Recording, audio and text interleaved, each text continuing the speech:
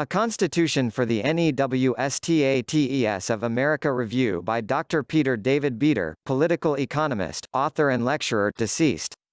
In 1964, the writing of a new Constitution for America began, at a tax-exempt foundation with the misleading name, Center for the Study of Democratic Institutions. The people who took it upon themselves to write this new constitution on our behalf were, of course, not elected representatives, or in any other way our representatives.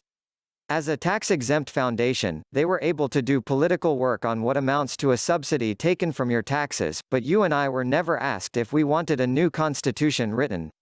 Indeed, only a very tiny fraction of the people in the United States even know that it exists. It has been made known to practically no one except a select category of influential people whose views and interest generally coincide with those of the people who wrote it. The American people as a whole are still in the dark about it, and this situation is deliberate. It is therefore truly a secret constitution.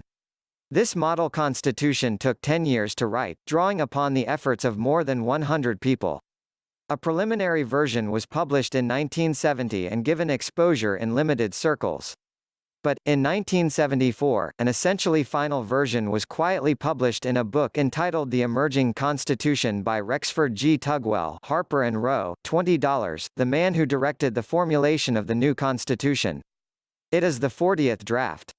During most of the time that their Constitution was being written, the Center for Study of Democratic Institutions was lavishly funded to the tune of $2,500,000 annually. Dr. Beater's critical analysis. Certain powerful forces hope to celebrate our nation's bicentennial in 1976 by replacing the freedoms guaranteed in our present Constitution with their own dictatorship, a cleverly disguised dictatorship. It has been made to superficially resemble the government that we have now, so that we will not recognize it for what it is, until too late. They are using every propaganda trick at their command to make us lower our guard. And they are about to put us all in a condition of economic desperation to persuade us to accept their cleverly disguised dictatorship. Our U.S. Constitution, according to the preamble, is intended to provide for justice, domestic tranquility, common defense and general welfare, and to secure the blessings of liberty not only to ourselves, but to our posterity. These were the goals that shaped our Constitution. And this is the Constitution that enabled America to become a great nation of free people. 25-year Constitution. The Newstates of America Constitution has a preamble, too. It mentions not one of the objectives of our present Constitution. Instead of justice and domestic tranquility, the new Constitution seeks only good order without defining what that means. The very first words are, so that we may join in common endeavors, and the body of the new Constitution makes it clear that this means an end to individual endeavors. Their new constitution is expressly states to be good only for a prescribed period of 25 years, our posterity is left to fend for itself. No reference is made in the preamble to our defense or general welfare. Worst of all, the matter of liberty, so central to our present constitution, is totally ignored in the preamble of the new one, which seeks only an adequate and self-repairing government. The emphasis throughout their new constitution is on the government, not on the people. Adequate turns out to mean too powerful to be challenged. And self-repairing means that the laws and governmental structures can be continually changed and shifted to permit anything our rulers wish to do. Before I explore some of the details of their secret new constitution, let me give you a bird's-eye view. Article 1 is divided into two parts defining rights and responsibilities. It turns out that some of our present rights disappear outright, and practically all of the rest become conditional and fragile, able to be terminated on the whim of the government. The responsibilities, however, which are obligations of the citizen to the government, are absolute and unconditional. 10 Federal Region Newstates. Article 2 defines what are called the new states. The 50 states we have now become 10 in number. It is no accident that our federal government for the past several years has managed its outlying activities through 10 federal regions. These 10 new states will be completely subservient to the federal government and creatures of it. Preamble. So that we may join in common endeavors, welcome the future in good order, and create an adequate and self-repairing government, we, the people, do establish the new states of America, herein provided to be ours, and do ordain this Constitution whose supreme law it shall be until the time prescribed for it shall have run. Article 1 Rights and Responsibilities. A. Rights. Section 1. Freedom of expression, of communication, of movement, of assembly, or of petition shall not be abridged except in declared emergency. Section 2. Access to information possessed by governmental agencies shall not be denied except in the interest of national security, but communications among officials necessary to decision-making shall be privileged. Section 3. Public communicators may decline to reveal sources of information, but shall be responsible for hurtful disclosures. Section 4. The privacy of individuals shall be respected, searches and seizures shall be made only on judicial warrant, persons shall be pursued or questioned only for the prevention of crime or the apprehension of suspected criminals, and only according to rules established under law. 554. Section 5. There shall be no discrimination because of race, creed, color, origin, or sex. The Court of Rights and Responsibilities may determine whether selection for various occupations has been discriminatory. Section 6. All persons shall have equal protection of the laws, and in all electoral procedures the vote of every eligible citizen shall count equally with others. Section 7. It shall be public policy to promote discussion of public issues and to encourage peaceful public gatherings for this purpose. Permission to hold such gatherings shall not be denied, nor shall they be interrupted, except in declared emergency or on a showing of imminent danger to public order and on judicial warrant. Section 8. The practice of religion shall be privileged, but no religion shall be imposed by some on others, and none shall have public support. Section 9. Any citizen may purchase, sell, lease, hold, convey, and inherit real and personal property, and shall benefit equally from all laws for security in such transactions. Section 10. Those who cannot contribute to productivity shall be entitled to a share of the national product, but distribution shall be fair and the total may not exceed the amount for this purpose held in the National Sharing Fund. Section 11. Education shall be provided at public expense for those who meet appropriate tests of eligibility. Section 12. No person shall be deprived of life, liberty, or property without due process of law. No property shall be taken without compensation. Section 13. Legislatures shall define crimes and conditions requiring restraint, but confinement shall not be for punishment, and, when possible, there shall be preparation for return to freedom. Section 14. No person shall be placed twice in jeopardy for the same offense. Section 15. Writs of habeas corpus shall not be suspended except in declared emergency. Section 16. Accused persons shall be informed of charges against them, shall have a speedy trial, shall have reasonable bail, shall be allowed to confront witnesses or to call others, and shall not be compelled to testify against themselves. At the time of arrest they shall be informed of their right to be silent and to have counsel, provided, if necessary, at public expense, and courts shall consider the contention that prosecution may be under an invalid or unjust statute. B. Responsibilities. Section 1. Each freedom of the citizen shall prescribe a corresponding responsibility not to diminish that of others, of speech, communication, assembly, and petition, to grant the same freedom to others, of religion, to respect that of others, of privacy, not to invade that of others, of the holding and disposal of property, the obligation to extend the same privilege to others. Section 2. Individuals and enterprises holding themselves out to serve the public shall serve all equally and without intention to misrepresent, conforming to such standards as may improve health and welfare. Section 3. Protection of the law shall be repaid by assistance in its enforcement. This shall include respect for the procedures of justice, apprehension of lawbreakers, and testimony at trial.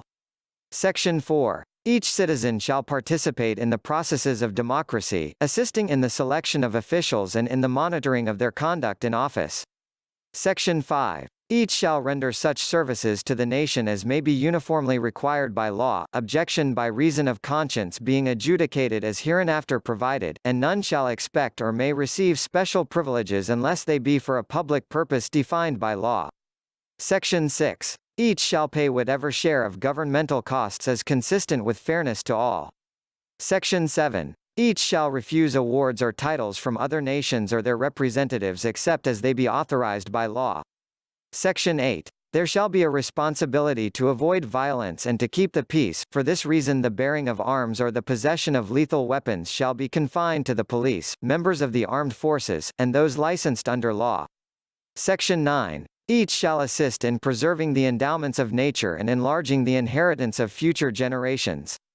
Section 10. Those granted the use of public lands, the air, or waters shall have a responsibility for using these resources so that, if irreplaceable, they are conserved and, if replaceable, they are put back as they were. Section 11. Retired officers of the armed forces, of the senior civil service, and of the Senate shall regard their service as a permanent obligation and shall not engage in enterprise seeking profit from the government. Section 12. The devising or controlling of devices for management or technology shall establish responsibility for resulting costs.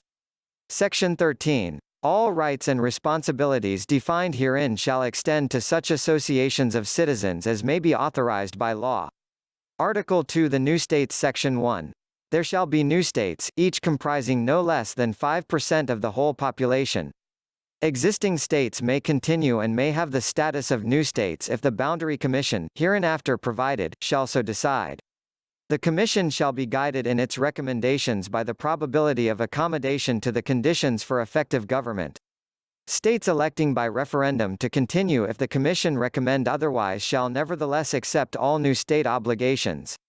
Section 2. The new states shall have constitutions formulated and adopted by processes hereinafter prescribed. Section 3. They shall have governors, legislatures, and planning, administrative, and judicial systems. Section 4. Their political procedures shall be organized and supervised by electoral overseers, but their elections shall not be in years of presidential election. Section 5. The electoral apparatus of the new states of America shall be available to them, and they may be allotted funds under rules agreed to by the national overseer, but expenditures may not be made by or for any candidate except they be approved by the overseer, and requirements of residence in a voting district shall be no longer than 30 days. Section 6. They may charter subsidiary governments, urban or rural, and may delegate to them powers appropriate to their responsibilities. Section 7. They may lay, or may delegate the laying of, taxes, but these shall conform to the restraints stated hereinafter for the new states of America. Section 8. They may not tax exports, may not tax with intent to prevent imports, and may not impose any tax forbidden by laws of the new states of America, but the objects appropriate for taxation shall be clearly designated. Section 9. Taxes on land may be at higher rates than those on its improvements. Section 10. They shall be responsible for the administration of public services not reserved to the government of the new states of America, such activities being concerted with those of corresponding national agencies, where these exist, under arrangements common to all. Section 11. The rights and responsibilities prescribed in this Constitution shall be effective in the new states and shall be suspended only in emergency when declared by governors and not disapproved by the Senate of the new states of America. Section 12. Police powers of the new states shall extend to all matters not reserved to the new states of America, but preempted powers shall not be impaired. Section 13. New states may not enter into any treaty, alliance, confederation, or agreement unless approved by the Boundary Commission hereinafter provided. They may not coin money, provide for the payment of debts in any but legal tender, or make any charge for inter-new state services. They may not enact ex post facto laws or ones impairing the obligation of contracts. Section 14. New states may not impose barriers to imports from other jurisdictions or impose any hindrance to citizens' freedom of movement. Section 15. If governments of the new states fail to carry out fully their constitutional duties, their officials shall be warned and may be required by the Senate, on the recommendation of the Watchkeeper, to forfeit revenues from the new states of America. Article 3. The Electoral Branch. Section 1. To arrange for participation by the electorate in the determination of policies and the selection of officials, there shall be an electoral branch. Section 2. An overseer of electoral procedures shall be chosen by majority of the Senate and may be removed by a 2/3 vote. It shall be the overseer's duty to supervise the organization of national and district parties, arrange for discussion among them, and provide for the nomination and election of candidates for public office. While in office the overseer shall belong to no political organization, and after each presidential election shall offer to resign. Section 3. A national party shall be one having had at least a 5% affiliation in the latest general election, but a new party shall be recognized when valid petitions have been signed by at least 2% of the voters in each of 30% of the districts drawn for the House of Representatives. Recognition shall be suspended upon failure to gain 5% of the votes at a second election, 10% at a third, or 15% at further elections. District parties shall be recognized when at least 2% of the voters shall have signed petitions of affiliation, but recognition shall be withdrawn upon failure to attract the same percentages as are necessary for the continuance of national parties. Section 4. Recognition by the overseer shall bring parties within established regulations and entitle them to common privileges. Section 5. The overseer shall promulgate rules for party conduct and shall see that fair practices are maintained, and for this purpose shall appoint deputies in each district and shall supervise the choice, in district and national conventions, of party administrators. Regulations and appointments may be objected to by the Senate. Section 6. The overseer, with the administrators and other officials, shall, a. provide the means for discussion, in each party, of public issues, and, for this purpose, ensure that members have adequate facilities for participation, b. arrange for discussion, in annual district meetings, of the President's views, of the findings of the planning branch, and such other information as may be pertinent for enlightened political discussion, c. arrange, on the first Saturday in each month, for enrollment, valid for 1 year, of voters at convenient places. Section 7. The overseer shall also, a. assist the parties in nominating candidates for district members of the House of Representatives each 3 years, and for this purpose designate 100 districts, each with a similar number of eligible voters, redrawing districts after each election. In these there shall be party conventions having no more than 300 delegates, so distributed that representation of voters be approximately equal. Candidates for delegate may become eligible by presenting petitions signed by 200 registered voters. They shall be elected by party members on the first Tuesday in March, those having the largest number of votes being chosen until the 300 be complete. 10 alternates shall also be chosen by the same process. District conventions shall be held on the first Tuesday in April. Delegates shall choose 3 candidates for membership in the House of Representatives, the 3 having the most votes becoming candidates, b. arrange for the election each 3 years of 3 members of the House of Representatives in each district from among the candidates chosen in party conventions, the 3 having the most votes to be elected. Section 8. The overseer shall also, a.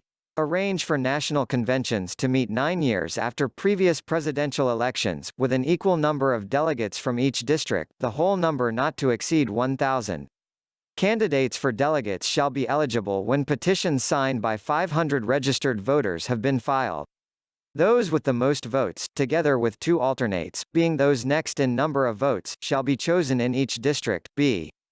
approve procedures in these conventions for choosing 100 candidates to be members at large of the House of Representatives, whose terms shall be coterminous with that of the President. For this purpose delegates shall file 1 choice with convention officials. Voting on submissions shall proceed until 100 achieve 10%, but not more than 3 candidates may be resident in any one district. If any district have more than 3, those with the fewest votes shall be eliminated, others being added from the districts having less than 3, until equality be reached. Of those added, those having the most votes shall be chosen first. c. Arrange procedures for the consideration and approval of party objectives by the convention. d. Formulate rules for the nomination in these conventions of candidates for president and vice presidents when the offices are to fall vacant, candidates for nomination to be recognized when petitions shall have been presented by 100 or more delegates, pledged to continue support until candidates can no longer win or until they consent to withdraw. Presidents and vice presidents, together with representatives at large, shall submit to referendum after serving for 3 years, and if they are rejected, new conventions shall be held within 1 month and candidates shall be chosen as for vacant offices. Candidates for president and vice presidents shall be nominated on attaining a majority, e. Arrange for the election on the first Tuesday in June, in appropriate years, of new candidates for president and vice presidents, and members at large of the House of Representatives, all being presented to the nation's voters as a ticket. If no ticket achieve a majority, the overseer shall arrange another election, on the third Tuesday in June, between the two persons having the most votes, and if referendum so determine he shall provide similar arrangements for the nomination and election of candidates. In this election, the one having the most votes shall prevail. Section 9. The overseer shall also, a. arrange for the convening of the national legislative houses on the fourth Tuesday of July, b. arrange for inauguration of the president and vice presidents on the second Tuesday of August. Section 10. All costs of electoral procedures shall be paid from public funds, and there shall be no private contributions to parties or candidates, no contributions or expenditures for meetings, conventions, or campaigns shall be made, and no candidate for office may make any personal expenditures unless authorized by a uniform rule of the overseer, and persons or groups making expenditures, directly or indirectly, in support of prospective candidates shall report to the overseer and shall conform to his regulations. Section 11. Expenses of the electoral branch shall be met by the addition of 1% to the net annual taxable income returns of taxpayers, this sum to be held by the Chancellor of Financial Affairs for disposition by the overseer. Funds shall be distributed to parties in proportion to the respective number of votes cast for the president and governors at the last election, except that new parties, on being recognized, shall share in proportion to their number. Party administrators shall make allocations to legislative candidates in amounts proportional to the party vote at the last election. Expenditures shall be audited by the watchkeeper, and sums not expended within 4 years shall be returned to the Treasury. It shall be a condition of every communications franchise that reasonable facilities shall be available for allocations by the overseer. Article 4. The Planning Branch. Section 1. There shall be a planning branch to formulate and administer plans and to prepare budgets for the uses of expected income in pursuit of policies formulated by the processes provided herein. Section 2. There shall be a National Planning Board of 15 members appointed by the President. The first members shall have terms designated by the President of 1 to 15 years, thereafter one shall be appointed each year. The President shall appoint a chairman who shall serve for 15 years unless removed by him. Section 3. The chairman shall appoint, and shall supervise, a planning administrator, together with such deputies as may be agreed to by the board. Section 4. The chairman shall present to the board 6- and 12-year development plans prepared by the planning staff. They shall be revised each year after public hearings, and finally in the year before they are to take effect. They shall be submitted to the President on the fourth Tuesday in July for transmission to the Senate on September 1 with his comments. If members of the board fail to approve the budget proposals by the forwarding date, the chairman shall nevertheless make submission to the President with notations of reservation by such members. The President shall transmit this proposal, with his comments, to the House of Representatives on September 1. Section 5. It shall be recognized that the 6- and 12-year development plans represent national intentions tempered by the appraisal of possibilities. The 12-year plan shall be a general estimate of probable progress, both governmental and private. The 6-year plan shall be more specific as to estimated income and expenditure and shall take account of necessary revisions. The purpose shall be to advance, through every agency of government, the excellence of national life. It shall be the further purpose to anticipate innovations, to estimate their impact, to assimilate them into existing institutions, and to moderate deleterious effects on the environment and on society. The 6- and 12-year plans shall be disseminated for discussion and the opinions expressed shall be considered in the formulation of plans for each succeeding year with special attention to detail in proposing the budget. Section 6. For both plans an extension of 1 year into the future shall be made each year and the estimates for all other years shall be revised accordingly. For non-governmental activities the estimate of developments shall be calculated to indicate the need for enlargement or restriction. Section 7. If there be objection by the President or the Senate to the 6- or 12-year plans, they shall be returned for restudy and resubmission. If there still be differences, and if the President and the Senate agree, they shall prevail. If they do not agree, the Senate shall prevail and the plan shall be revised accordingly. Section 8. The new states, on June 1, shall submit proposals for development to be considered for inclusion in those for the new states of America. Researches and administration shall be delegated, when convenient, to planning agencies of the new states. Section 9. There shall be submissions from private individuals or from organized associations affected with a public interest, as defined by the Board. They shall report intentions to expand or contract, estimates of production and demand, probable uses of resources, numbers expected to be employed, and other essential information. Section 10. The planning branch shall make and have custody of official maps, and these shall be documents of reference for future developments both public and private, on them the location of facilities, with extension indicated, and the intended use of all areas shall be marked out. Official maps shall also be maintained by the planning agencies of the new states, and in matters not exclusively national the National Planning Board may rely on these. Undertakings in violation of official designation shall be at the risk of the venturer, and there shall be no recourse, but losses from designations after acquisition shall be recoverable in actions before the Court of Claims. Section 11. The planning branch shall have available to it funds equal to 0.5% of the approved national budget, not including debt services or payments from trust funds. They shall be held by the Chancellor of Financial Affairs and expended according to rules approved by the Board, but funds not expended within 6 years shall be available for other uses. Section 12. Allocations may be made for the planning agencies of the new states, but only the maps and plans of the National Board, or those approved by them, shall have status at law. Section 13. In making plans, there shall be due regard to the interests of other nations and such cooperation with their intentions as may be approved by the Board. Section 14. There may also be cooperation with international agencies and such contributions to their work as are not disapproved by the President. Article 5. The Presidency. Section 1. The President of the New States of America shall be the head of government, shaper of its commitments, expositor of its policies, and supreme commander of its protective forces, shall have one term of 9 years, unless rejected by 60% of the electorate after 3 years, shall take care that the nation's resources are estimated and are apportioned to its more exigent needs, shall recommend such plans, legislation, and action as may be necessary, and shall address the legislators each year on the state of the nation, calling upon them to do their part for the general good. Section 2. There shall be 2 vice presidents elected with the President. At the time of taking office the President shall designate 1 vice president to supervise internal affairs, and 1 to be deputy for general affairs. The deputy for general affairs shall succeed if the presidency be vacated. The vice president for internal affairs shall be second in succession. If either vice president shall die or be incapacitated, the President, with the consent of the Senate, shall appoint a successor. Vice presidents shall serve during an extended term with such assignments as the President may make. If the presidency fall vacant through the disability of both vice presidents, the Senate shall elect successors from among its members to serve until the next general election.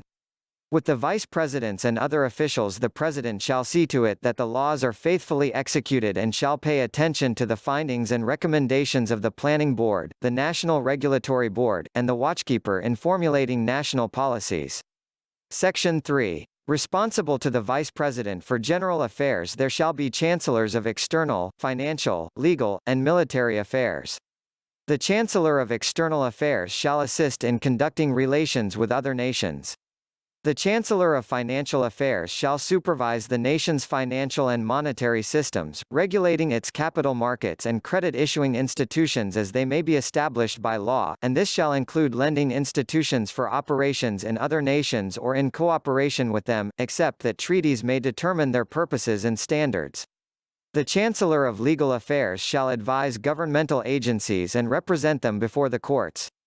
The Chancellor of Military Affairs shall act for the Presidency in disposing all armed forces except militia commanded by governors, but these shall be available for national service at the President's convenience. Except in declared emergency, the deployment of forces in far waters or in other nations without their consent shall be notified in advance to a National Security Committee of the Senate hereinafter provided. Section 4. Responsible to the Vice President for Internal Affairs there shall be chancellors of such departments as the President may find necessary for performing the services of government and are not rejected by a 2/3 vote when the succeeding budget is considered. Section 5. Candidates for the presidency and the vice presidencies shall be natural-born citizens. Their suitability may be questioned by the Senate within 10 days of their nomination, and if two-thirds of the whole agree, they shall be ineligible and a nominating convention shall be reconvened. At the time of his nomination no candidate shall be a member of the Senate and none shall be on active service in the armed forces or a senior civil servant. Section 6. The President may take leave because of illness or for an interval of relief, and the Vice President in charge of general affairs shall act. The President may resign if the Senate agree, and, if the term shall have more than 2 years to run, the Overseer shall arrange for a special election for President and Vice President. Section 7. The Vice Presidents may be directed to perform such ministerial duties as the President may find convenient, but their instructions shall be of record, and their actions shall be taken as his deputy.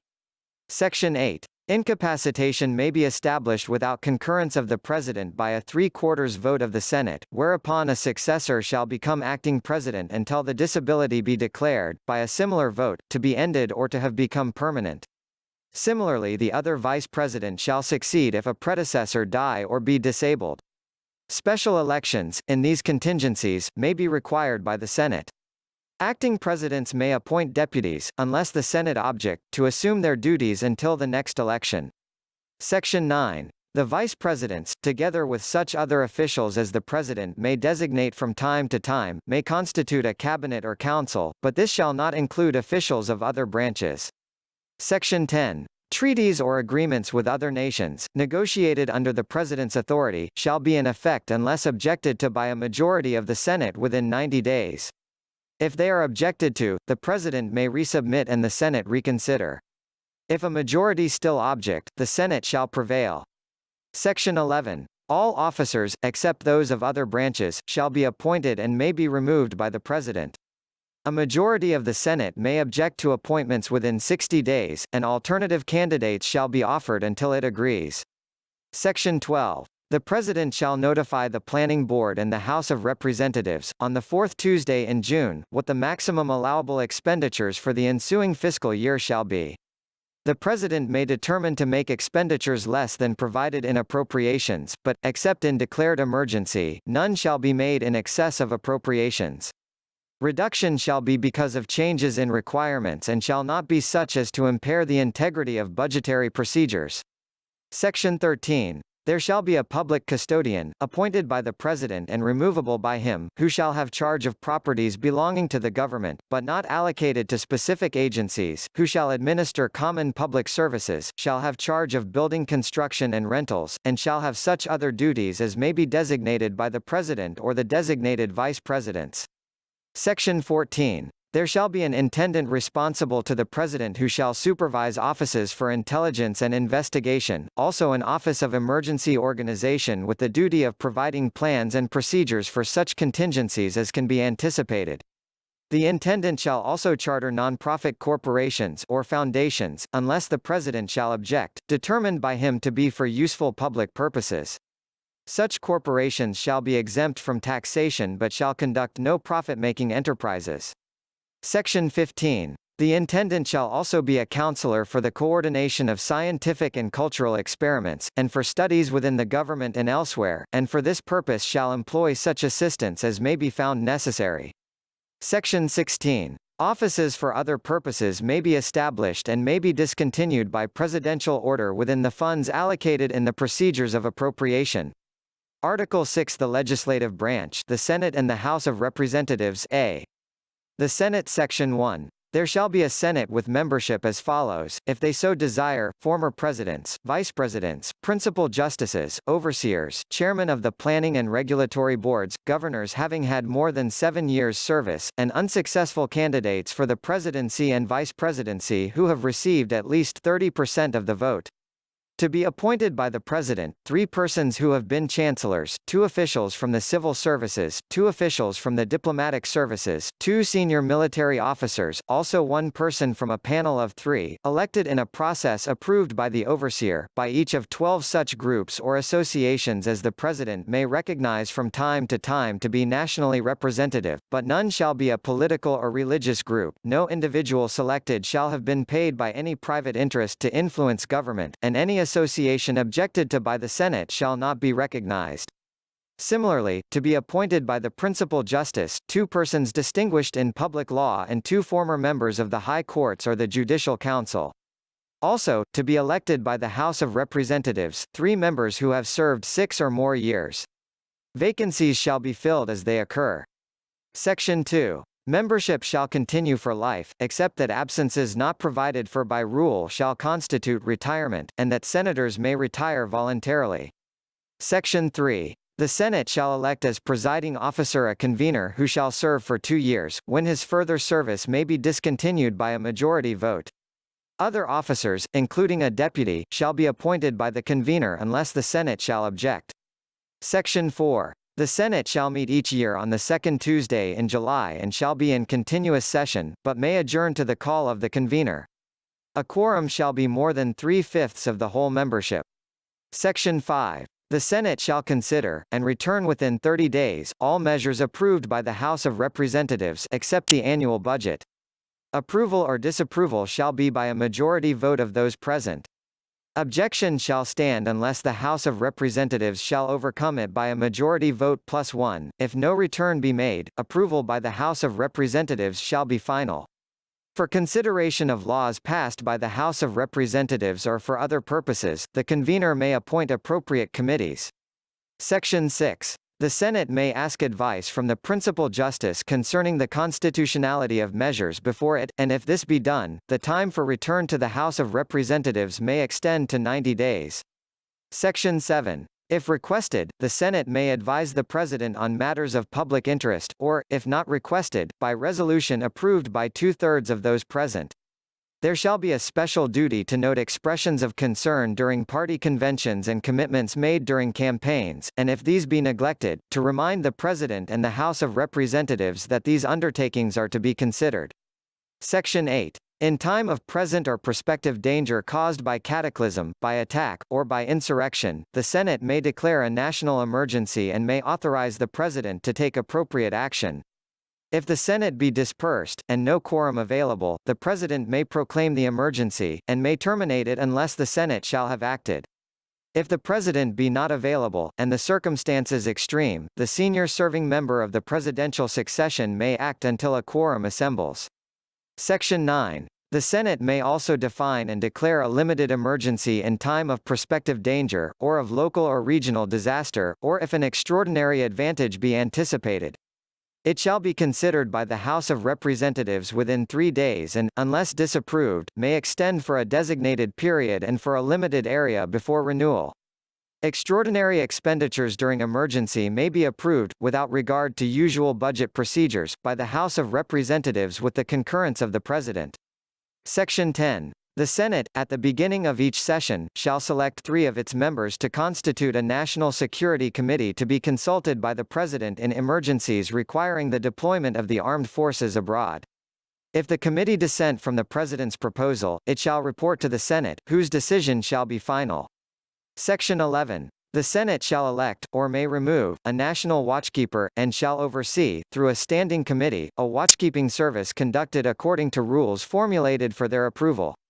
With the assistance of an appropriate staff, the watchkeeper shall gather and organize information concerning the adequacy, competence, and integrity of governmental agencies and their personnel, as well as their continued usefulness, and shall also suggest the need for new or expanded services, making report concerning any agency of the deleterious effect of its activities on citizens or on the environment. The watchkeeper shall entertain petitions for the redress of grievances and shall advise the appropriate agencies if there be need for action. For all these purposes, personnel may be appointed, investigations made, witnesses examined, post-audits made, and information required. The convener shall present the watchkeeper's findings to the Senate, and if it be judged to be in the public interest, they shall be made public or, without being made public, be sent to the appropriate agency for its guidance and such action as may be needed. On recommendation of the watchkeeper, the Senate may initiate corrective measures to be voted on by the House of Representatives within 30 days. When approved by a majority and not vetoed by the President, they shall become law. For the watchkeeping service 1/4% of individual net taxable incomes shall be held by the Chancellor of Financial Affairs, but amounts not expended in any fiscal year shall be available for general use. B. The House of Representatives Section 1. The House of Representatives shall be the original lawmaking body of the new states of America. Section 2. It shall convene each year on the second Tuesday in July and shall remain in continuous session except that it may adjourn to the call of a speaker, elected by majority vote from among the representatives at large, who shall be its presiding officer. Section 3. It shall be a duty to implement the provisions of this Constitution and, in legislating, to be guided by them. Section 4. Party leaders and their deputies shall be chosen by caucus at the beginning of each session. Section 5. Standing and temporary committees shall be selected as follows. Committees dealing with the calendaring and management of bills shall have a majority of members nominated to party caucuses by the Speaker, other members shall be nominated by minority leaders. Membership shall correspond to the party's proportions at the last election. If nominations be not approved by a majority of the caucus, the Speaker or the minority leaders shall nominate others until a majority shall approve. Members of other committees shall be chosen by party caucus in proportion to the results of the last election. Chairman shall be elected annually from among at-large members. Bills referred to committees shall be returned to the House with recommendations within 60 days unless extension be voted by the House. In all committee actions names of those voting for and against shall be recorded. No committee chairman may serve longer than 6 years. Section 6. Approved legislation, not objected to by the Senate within the allotted time, shall be presented to the President for his approval or disapproval. If the President disapproves, and 3/4 of the House membership still approve, it shall become law. The names of those voting for and against shall be recorded. Bills not returned within 11 days shall become law. Section 7. The President may have 30 days to consider measures approved by the House unless they shall have been submitted 12 days previous to adjournment. Section 8. The House shall consider promptly the annual budget. If there be objection, it shall be notified to the Planning Board. The Board shall then resubmit through the President, and, with his comments, it shall be returned to the House. If there still be objection by a 2/3 majority, the House shall prevail. Objection must be by whole title. Titles not objected to when voted on shall constitute appropriation. The budget for the fiscal year shall be in effect on January 1. Titles not yet acted on shall be as in the former budget until action be completed. Section 9. It shall be the duty of the House to make laws concerning taxes. 1. For their laying and collection, a. They shall be uniform, and shall not be retroactive, b. Except such as may be authorized by law to be laid by authorities, or by the Newstates, all collections shall be made by a national revenue agency. This shall include collections for trust funds hereinafter authorized, c. Except for corporate levies to be held in the National Sharing Fund, hereinafter authorized. Taxes may be collected only from individuals and only from incomes, but there may be withholding from current incomes, d. To assist in the maintenance of economic stability, the President may be authorized to alter rates by executive order, e. They shall be imposed on profit-making enterprises owned or conducted by religious establishments or other non-profit organizations, f. There shall be none on food, medicines, residential rentals, or commodities or services designated by law as necessities, and there shall be no double taxation, g. None shall be levied for registering ownership or transfer of property. 2. For expenditures from revenues, a. For the purposes detailed in the annual budget unless objection be made by the procedure prescribed herein. b. For such other purposes as the House may indicate and require the planning branch to include in revisions of the budget, but, except in declared emergency, the total may not exceed the President's estimate of available funds. 3. For fixing the percentage of net corporate taxable incomes to be paid into a national sharing fund to be held in the custody of the Chancellor of Financial Affairs and made available for such welfare and environmental purposes as are authorized by law. 4. To provide for the regulation of commerce with other nations and among the new states, possessions, territories, or, as shall be mutually agreed, with other organized governments, but exports shall not be taxed, and imports shall not be taxed except on recommendation of the President at rates whose allowable variation shall have been fixed by law. There shall be no quotas, and no nations favored by special rates, unless by special acts requiring two-thirds majorities. 5. To establish, or provide for the establishment of, institutions for the safekeeping of savings, for the gathering and distribution of capital, for the issuance of credit, for regulating the coinage of money, for controlling the media of exchange, and for stabilizing prices, but such institutions, when not public or semi-public, shall be regarded as affected with the public interest and shall be supervised by the Chancellor of Financial Affairs. 6. To establish institutions for insurance against risks and liabilities, or to provide suitable agencies for the regulation of such as are not public. 7. To ensure the maintenance, by ownership or regulation, of facilities for communication, transportation, and others commonly used and necessary for public convenience. 8. To assist in the maintenance of world order, and, for this purpose, when the President shall recommend, to vest jurisdiction in international legislative, judicial, or administrative agencies.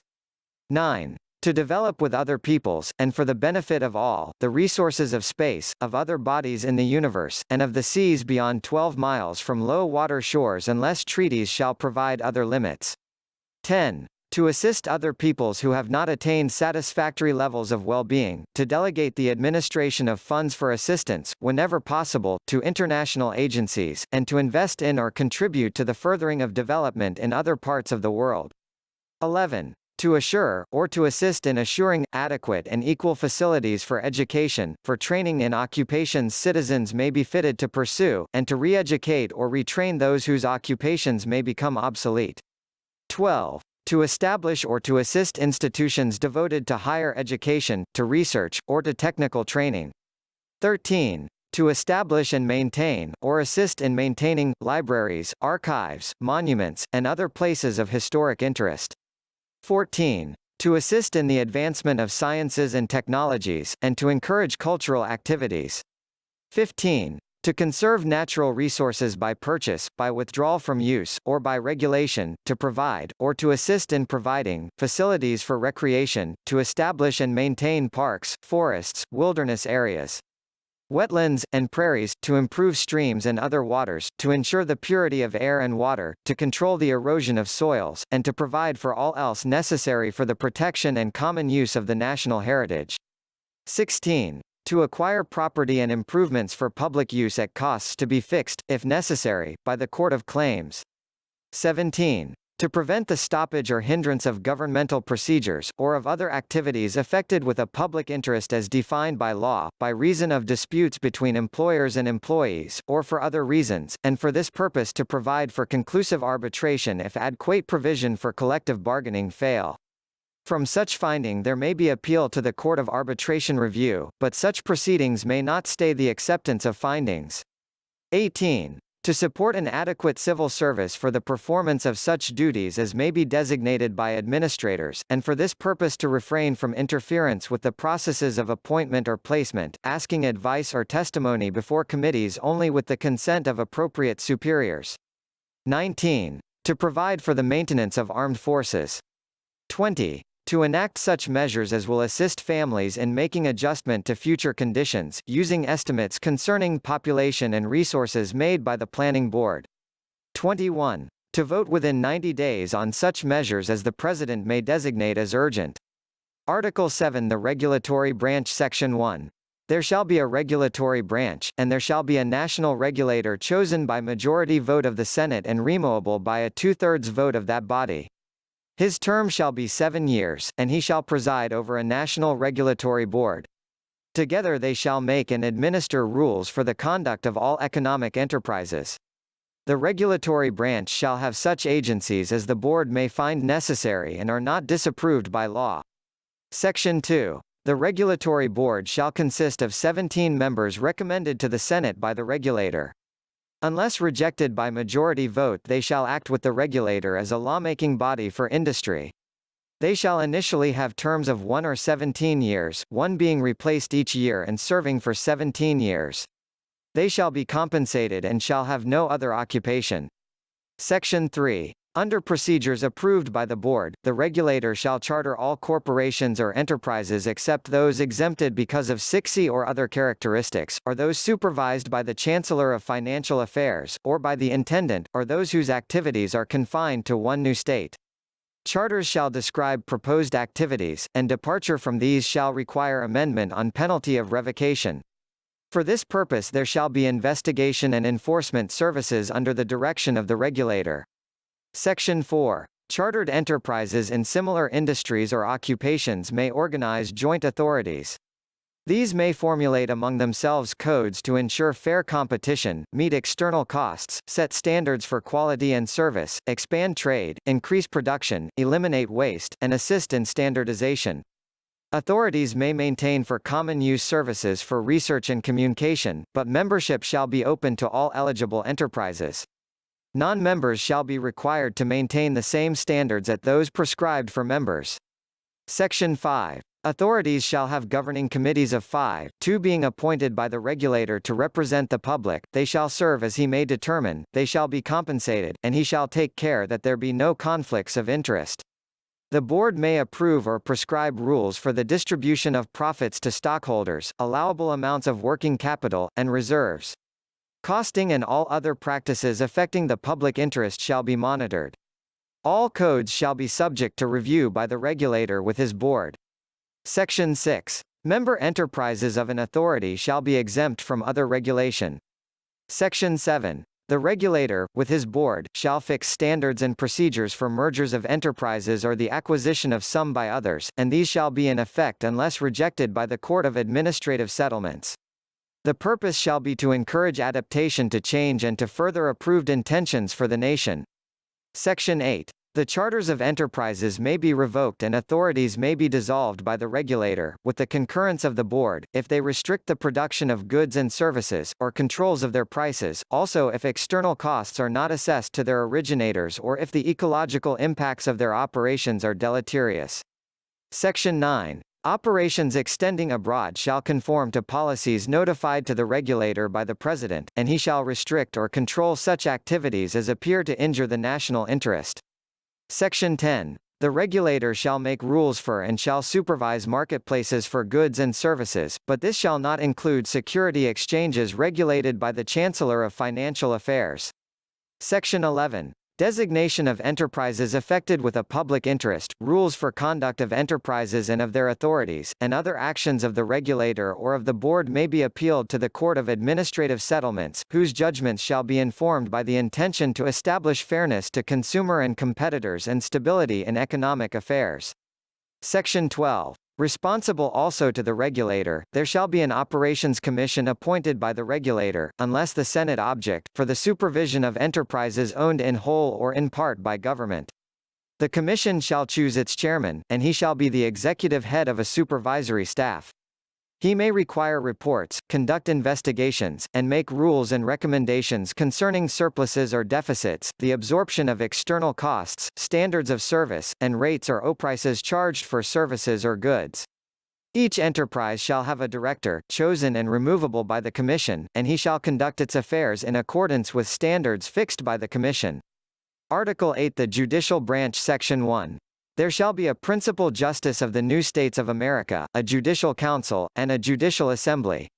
There shall also be a Supreme Court and a High Court of Appeals, also courts of claims, rights and duties, administrative review, arbitration settlements, tax appeals, and appeals from watchkeepers' findings. There shall be circuit courts to be of first resort in suits brought under national law, and they shall hear appeals from courts of the Newstates. Other courts may be established by law on recommendation of the principal justice with the Judicial Council. Section 2. The principal justice shall preside over the judicial system, shall appoint the members of all national courts, and, unless the Judicial Council object, shall make its rules, also, through an administrator, supervise its operations. Section 3. The Judicial Assembly shall consist of circuit court judges, together with those of the high courts of the Newstates of America and those of the highest courts of the Newstates. It shall meet annually, or at the call of the principal justice, to consider the state of the judiciary and such other matters as may be laid before it. It shall also meet at the call of the convener to nominate 3 candidates for the principal justiceship whenever a vacancy shall occur. From these nominees the Senate shall choose the one having the most votes. Section 4. The principal justice, unless the Senate object to any, shall appoint a judicial council of 5 members to serve during his incumbency. He shall designate a senior member who shall preside in his absence.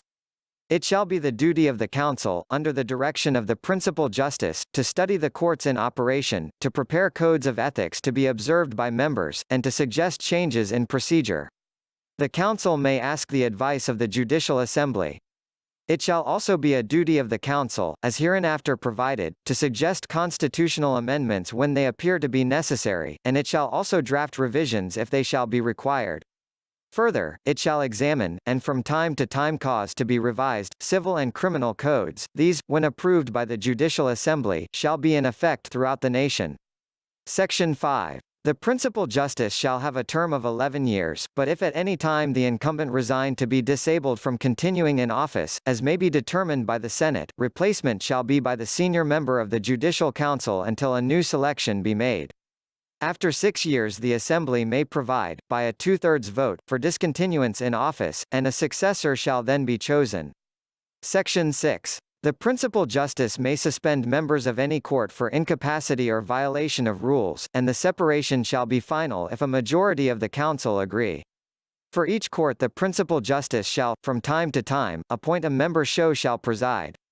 Section 7. A presiding judge may decide, with the concurrence of the senior judge, that there may be pretrial proceedings, that criminal trials shall be conducted by either investigatory or adversary proceedings, and whether there shall be a jury and what the number of jurors shall be, but investigatory proceedings shall require a bench of 3. Section 8. In deciding on the concordance of statutes with the Constitution, the Supreme Court shall return to the House of Representatives such as it cannot construe.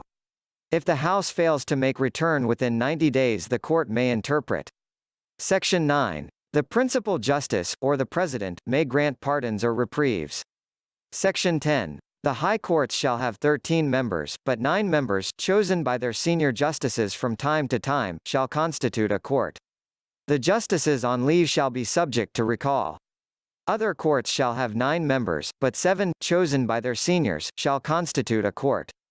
All shall be in continuous session except for recesses approved by the principal justice. Section 11. The principal justice, with the council, may advise the Senate, when requested, concerning the appropriateness of measures approved by the House of Representatives, and may also advise the President, when requested, on matters he may refer for consultation. Section 12. It shall be for other branches to accept and to enforce judicial decrees. Section 13. The High Court of Appeals may select applications for further consideration by the Supreme Court, of decisions reached by other courts, including those of the Newstates. If it agree that there be a constitutional issue it may make preliminary judgment to be reviewed without hearing, and finally, by the Supreme Court. Section 14. The Supreme Court may decide, a. whether, in litigation coming to it on appeal, constitutional provisions have been violated or standards have not been met, b. on the application of constitutional provisions to suits involving the Newstates, c. whether international law, as recognized in treaties, United Nations agreements, or arrangements with other nations, has been ignored or violated, d. other causes involving the interpretation of constitutional provisions, except that in holding any branch to have exceeded its powers the decision shall be suspended until the Judicial Council shall have determined whether, in order to avoid confrontation, procedures for amendment of the Constitution are appropriate. If amendatory proceedings are instituted, decision shall await the outcome. Section 15. The courts of the Newstates shall have initial jurisdiction in cases arising under their laws except those involving the new state itself or those reserved for national courts by a rule of the principal justice with the Judicial Council. Article 9 General Provisions Section 1. Qualifications for participation in democratic procedures as a citizen, and eligibility for office, shall be subject to repeated study and redefinition, but any change in qualification or eligibility shall become effective only if not disapproved by the Congress. For this purpose a permanent citizenship and qualifications commission shall be constituted, 4 members to be appointed by the President, 3 by the convener of the Senate, 3 by the Speaker of the House, and 3 by the principal justice. Vacancies shall be filled as they occur. The members shall choose a chairman, they shall have suitable assistance and accommodations, and they may have other occupations. Recommendations of the Commission shall be presented to the President and shall be transmitted to the House of Representatives with comments. They shall have a preferred place on the calendar and, if approved, shall be in effect. Section 2. Areas necessary for the uses of government may be acquired at its valuation and may be maintained as the public interest may require. Such areas shall have self-government in matters of local concern. Section 3. The President may negotiate for the acquisition of areas outside the new states of America, and, if the Senate approve, may provide for their organization as possessions or territories. Section 4. The President may make agreements with other organized peoples for a relation other than full membership in the new states of America. They may become citizens and may participate in the selection of officials. They may receive assistance for their development or from the National Sharing Fund if they conform to its requirements, and they may serve in civilian or military services, but only as volunteers. They shall be represented in the House of Representatives by members elected at large, their number proportional to their constituencies, but each shall have at least one, and each shall in the same way choose one permanent member of the Senate. Section 5. The President, the Vice Presidents, and members of the legislative houses shall in all cases except treason, felony, and breach of the peace be exempt from penalty for anything they may say while pursuing public duties, but the Judicial Council may make restraining rules. Section 6. Except as otherwise provided by this Constitution, each legislative house shall establish its requirements for membership and may make rules for the conduct of members, including conflicts of interest, providing its own disciplines for their infraction. Section 7. No new state shall interfere with officials of the new states of America in the performance of their duties, and all shall give full faith and credit to the acts of other new states and of the new states of America. Section 8. Public funds shall be expended only as authorized in this Constitution. Article 10 Governmental Arrangements Section 1. Officers of the new states of America shall be those named in this Constitution, including those of the legislative houses and others authorized by law to be appointed. They shall be compensated, and none may have other paid occupation unless they be accepted by law. None shall occupy more than one position in government, and no gift or favor shall be accepted if in any way related to official duty. No income from former employments or associations shall continue for their benefits, but their properties may be put in trust and managed without their intervention during continuance in office. Hardships under this rule may be considered by the Court of Rights and Duties, and exceptions may be made with due regard to the general intention. Section 2. The President, the Vice Presidents, and the Principal Justice shall have households appropriate to their duties. The President, the Vice President, the Principal Justice, the Chairman of the Planning Board, the Regulator, the Watchkeeper, and the Overseer shall have salaries fixed by law and continued for life, but if they become members of the Senate, they shall have senatorial compensation and shall conform to senatorial requirements. Justices of the high courts shall have no term, and their salaries shall be 2/3 that of the principal justice. They, and members of the Judicial Council, unless they shall have become senators, shall be permanent members of the judiciary and shall be available for assignment by the principal justice. Salaries for members of the Senate shall be the same as for justices of the High Court of Appeals. Section 3. Unless otherwise provided herein, officials designated by the head of a branch as sharers in policymaking may be appointed by him with the President's concurrence and unless the Senate shall object. Section 4. There shall be administrators, a. for executive offices and official households, appointed by authority of the President, b. for the national courts, appointed by the principal justice, c. for the legislative branch, selected by a committee of members from each house chosen by the convener and the Speaker, 3 from the House of Representatives and 4 from the Senate. Appropriations shall be made to them, but those for the presidency shall not be reduced during his term unless with his consent, and those for the judicial branch shall not be reduced during 5 years succeeding their determination, unless with the consent of the principal justice. Section 5. The fiscal year shall be the same as the calendar year, with new appropriations available at its beginning. Section 6. There shall be an officials' protective service to guard the President, the Vice Presidents, the Principal Justice, and other officials whose safety may be at hazard, and there shall be a protector appointed by and responsible to a standing committee of the Senate. Protected officials shall be guided by procedures approved by the committee. The service, at the request of the political overseer, may extend its protection to candidates for office, or to other officials, if the committee so decide. Section 7. A suitable contingency fund shall be made available to the President for purposes defined by law. Section 8. The Senate shall try officers of government other than legislators when such officers are impeached by a two-third vote of the House of Representatives for conduct prejudicial to the public interest. If presidents or vice presidents are to be tried, the Senate, as constituted, shall conduct the trial. Judgments shall not extend beyond removal from office and disqualification for holding further office, but the convicted official shall be liable to further prosecution. Section 9. Members of legislative houses may be impeached by the Judicial Council, but for trials it shall be enlarged to 17 by justices of the high courts appointed by the principal justice. If convicted, members shall be expelled and be ineligible for future public office, and they shall also be liable for trial as citizens. Article 11 Amendment Section 1. It being the special duty of the Judicial Council to formulate and suggest amendments to this Constitution, it shall, from time to time, make proposals, through the principal justice, to the Senate. The Senate, if it approve, and if the President agree, shall instruct the overseer to arrange at the next national election for submission of the amendment to the electorate. If not disapproved by a majority, it shall become part of this Constitution. If rejected, it may be restudied and a new proposal submitted.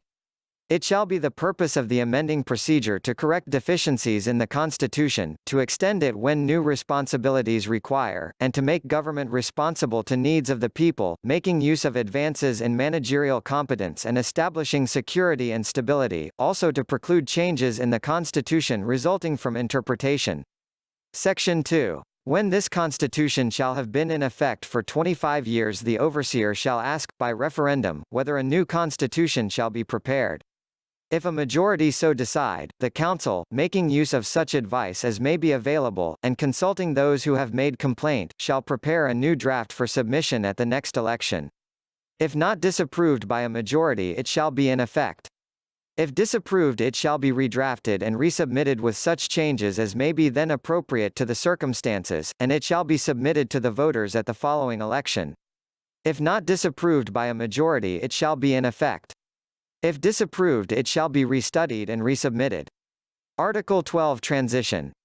Section 1. The President is authorized to assume such powers, make such appointments, and use such funds as are necessary to make this Constitution effective as soon as possible after acceptance by a referendum he may initiate. Section 2. Such members of the Senate as may be at once available shall convene and, if at least half, shall constitute sufficient membership while others are being added. They shall appoint an overseer to arrange for electoral organization and elections for the offices of government, but the President and Vice Presidents shall serve out their terms and then become members of the Senate. At that time the Presidency shall be constituted as provided in this Constitution. Section 3. Until each indicated change in the government shall have been completed, the provisions of the existing Constitution and the organs of government shall be in effect. Section 4. All operations of the national government shall cease as they are replaced by those authorized under this Constitution. The President shall determine when replacement is complete. The President shall cause to be constituted an appropriate commission to designate existing laws inconsistent with this Constitution, and they shall be void. Also, the commission shall assist the President and the legislative houses in the formulating of such laws as may be consistent with the Constitution and necessary to its implementation.